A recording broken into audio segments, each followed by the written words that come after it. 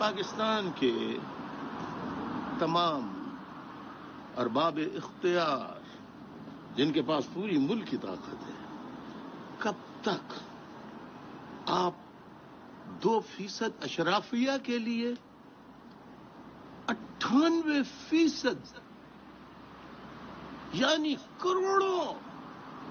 پاکستانیوں کا خون چوستے رہیں گے؟ اور حکمراں جو وڈیرے ہیں، لٹیرے ہیں، ڈاکو ہیں، بار بار حکومتوں میں آتے رہے ہیں، ملک کا خزانہ لوٹتے رہے ہیں، عوام نے تو ملک کا خزانہ نہیں لوٹا ہے۔ لہذا سب جماعتوں کو بٹھائیے، جس کا جو حق بنتا ہو، عوام جس کو ووٹ دے، جس کی تائید کرے، ان کے ہاتھ میں اقتدار دیجیے،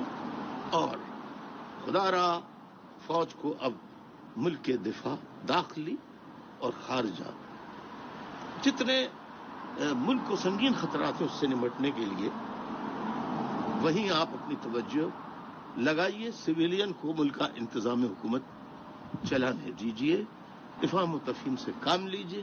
یہی بہتر طریقہ ہے۔ یہ میرا صائب مشورہ ہے، آپ مانیں تو بہت شکریہ، نہ مانیں تو آپ کی مرضی۔ اجازت چاہتا ہوں، خدا